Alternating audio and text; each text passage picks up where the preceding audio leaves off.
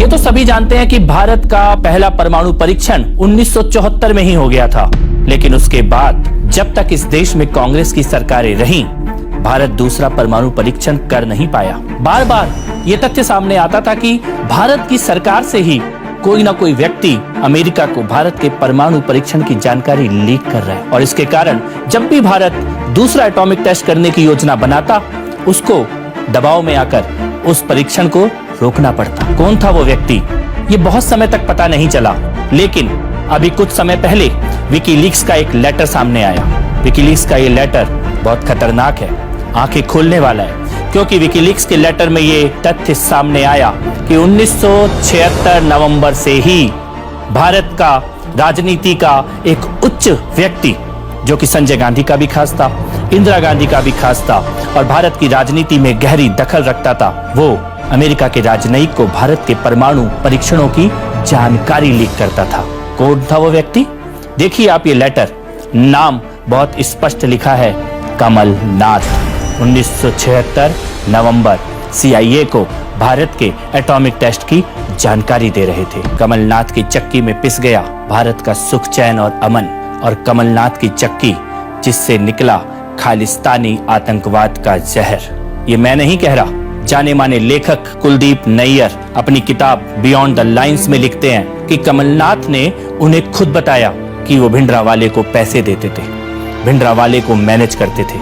और इससे भी ज्यादा खतरनाक बात, रॉ के विशेष सचिव GBS सिद्धू ने अपनी किताब द खालिस्तान कॉन्स्पिरेसी में बिल्कुल स्पष्ट लिखते हैं कि भिंडरावाले को बनाने का काम संजय गांधी के द्वारा कमलनाथ को दिया गया। तो एक तरफ भिंडरावाले को बनाया और दूसरी तरफ हजारों सिखों का नरसंहार। 1 नवंबर 1984 की वो सुबह, इंदिरा गांधी जी की हत्या के अगले दिन दिल्ली उस वक्त जल रही थी। दिल्ली का तिलक नगर, दिल्ली का त्रिलोकपुरी और दिल्ली का रकाबगंज गुरुद्वारा। रकाबगंज गुरुद्वारे में 2 सिखों को तो भीड़ ने जिंदा ही जला दिया, लेकिन इस भीड़ का नेता कौन था? इस भीड़ को लीड कौन कर रहा था? कमलनाथ। जाने माने वकील और सिखों के न्याय की लड़ाई लड़ने वाले श्री HS फुल्का जी अपनी किताब में लिखते हैं कि रकाबगंज गुरुद्वारे पे जो भीड़ थी जिसने सिखों को जिंदा जलाने का पाप किया, उस भीड़ का नेता कमलनाथ खुद थे। दिल्ली पुलिस के कमिश्नर और एडिशनल कमिश्नर दोनों ने इस बात की पुष्टि की कि वहां पर रकाबगंज गुरुद्वारे के सामने कमलनाथ खुद मौजूद थे। और इंडियन एक्सप्रेस के पत्रकार संजय सूरी, उन्होंने तो कोर्ट में एफिडेविट तक दिया कि उन्होंने अपनी आंखों से वहां पर कमलनाथ को मौजूद देखा। कमलनाथ वहां पर उस वक्त खड़े थे जब सिखों का शव जल रहा था, जब देश में आपातकाल लगा दिया गया था। मीसा के अंतर्गत चुन चुनकर एक एक राजनीतिक विरोधी को जेल में डाल दिया गया था। अभिव्यक्ति की आजादी जैसे कल्पना की बात बन गई थी। आज ना इंदिरा गांधी जी जीवित हैं, ना संजय गांधी जी हमारे बीच है, लेकिन कमलनाथ जी आज भी भारत की राजनीति में सक्रिय हैं।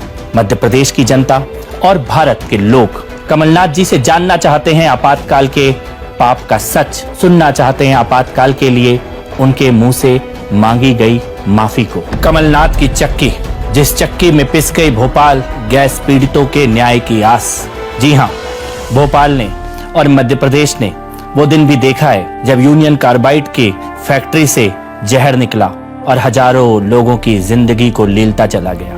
एक तो उस वक्त की कांग्रेस की सरकार जिसने अपराधियों को भगाने का पाप किया, उनके किए हुए इस दुष्कर्म को, इस हत्याकांड को, इस नरसंहार को छुपाने का पाप किया। और उसके बाद जब दोबारा कांग्रेस की सरकार इस देश की सत्ता में बैठी और मध्य प्रदेश की राजनीति करने वाले कमलनाथ बन गए इस देश के वाणिज्य मंत्री, कॉमर्स मिनिस्टर, उस वक्त हत्यारों को वापस इस देश में स्वागत करके बुलाया गया। 2006 में CEO forum Montek Singh Ahluwalia planning commission के उपाध्यक्ष थे और कमलनाथ थे भारत के कॉमर्स मिनिस्टर।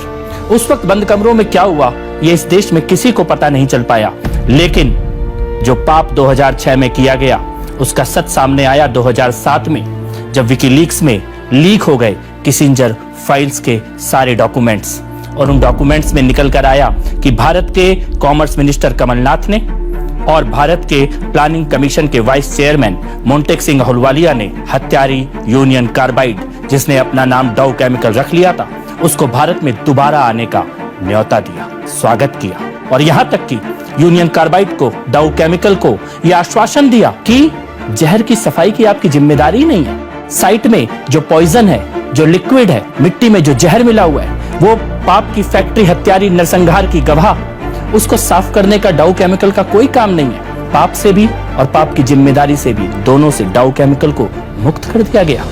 कमलनाथ की चक्की में भोपाल गैस पीड़ितों के हजारों लोगों की न्याय की आस को पीस दिया गया। सोचिए कितना शर्मनाक होगा वो दिन जब विदेश की कोई जांच एजेंसी विदेश के अधिकारियों को इसलिए गिरफ्तार करे कि उन्होंने भारत के नेताओं को और अफसरों को रक्षा और सुरक्षा से जुड़े एक मामले में रिश्वत दी।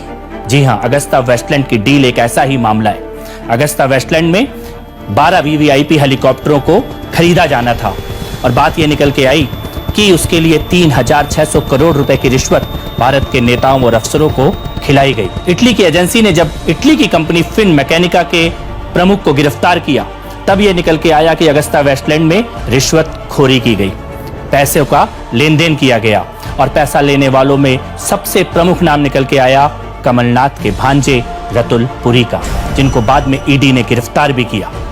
लेकिन पाप और भ्रष्टाचार की यह गंगा यहीं पर खत्म नहीं होती, क्योंकि जब अगस्ता वेस्टलैंड से जुड़े हुए भ्रष्टाचारी राजीव सक्सेना से पूछताछ हुई, उसकी कंपनियों को जांचा गया, खंगाला गया, तो निकल के आया कमलनाथ के बेटे बकुलनाथ और उनकी कंपनियां राजीव सक्सेना के साथ डील करती थी, फंडिंग करती थी, उनके तार एक दूसरे से जुड़े हुए थे।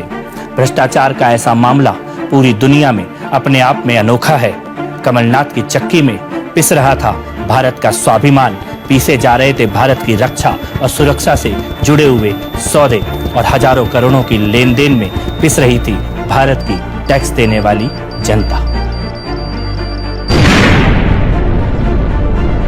सवाल यह है कि एक व्यक्ति जो जिम्मेदार हो भारत के परमाणु कार्यक्रमों की जानकारी को लीक करने का, एक व्यक्ति जो दोषी हो खालिस्तानी आतंकवाद के जन्म का, एक व्यक्ति जो जिम्मेदार हो हजारों बेगुनाह सिखों के नरसंहार का, एक व्यक्ति लोकतंत्र की हत्या में भी शामिल रहा हो, एक व्यक्ति जिसके ऊपर दाग हो भ्रष्टाचार के, एक व्यक्ति जिसका परिवार भारत के रक्षा सौदों में दलाली करता हुआ पकड़ा गया हो। क्या मध्य प्रदेश ऐसे किसी व्यक्ति को अपनी राजनीति में किसी भी रूप में डिजर्व करता है? मध्य प्रदेश की जनता को इन सवालों के जवाब का इंतजार रहेगा।